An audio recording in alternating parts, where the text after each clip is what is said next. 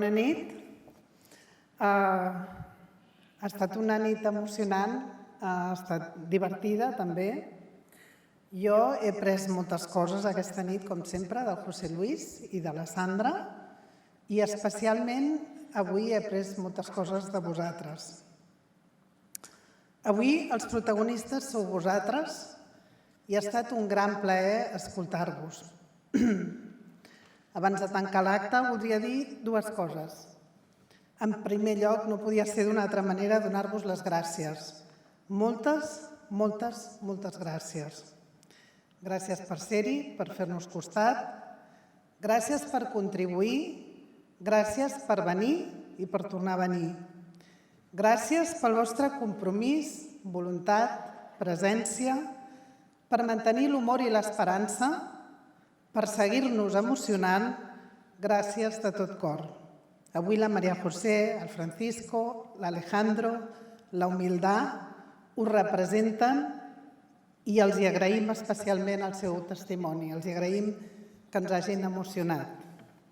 Aquesta és la quarta trobada que fem aquí a Barcelona i he revisat els temes més importants que hi hem tractat. Grans temes més enllà de la recerca. Hem parlat del vostre compromís, voluntat, presència, hem parlat d'esperança, hem parlat d'emocions. I avui, després de sentir-vos, m'agradaria destacar la importància del que significa escoltar. Cal que seguim escoltant-vos, és un repte, per aprendre més i més, per seguir millorant, des del punt de vista de la ciència i des del punt de vista humà. Seguir escoltant-vos així com vosaltres ens escolteu. I escoltem aquelles persones a les que cuidem. Ells també tenen molt a dir-nos.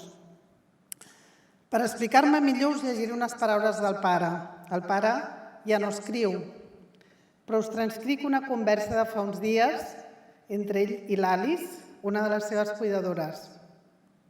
És una conversa petita que m'agrada molt per la seva poesia i de la que podem aprendre grans coses si la llegim, si l'escoltem amb atenció.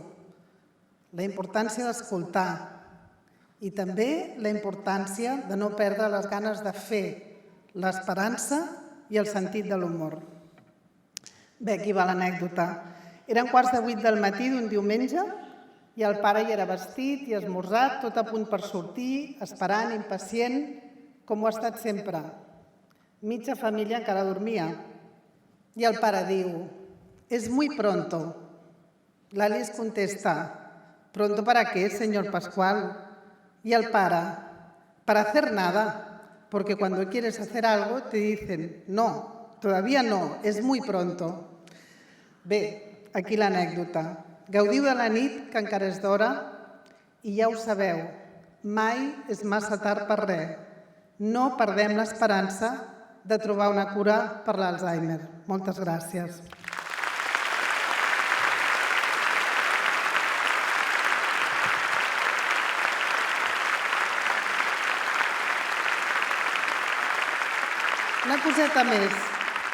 Una coseta més que m'he improvisat. Avui hem sapigut que la Mari Carme i el Joan, un dels nostres grans voluntaris, que sempre hi són, celebren un dia molt especial. Crec que avui fan 44 anys de casats. Així que demano a la Mari Carme i al Joan que vinguin, si us plau, a l'escenari, que tenim una sorpreseta per ells.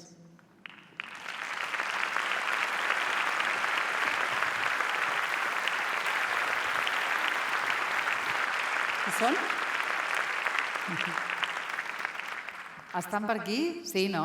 Crec que estan baixant, potser. Si donem la llum, potser, del pati de casa, els veurem. Per allà venen, no? No?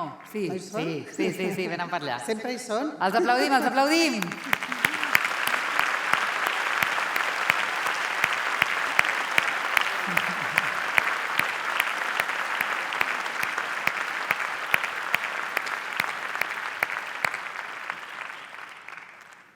Moltes felicitats.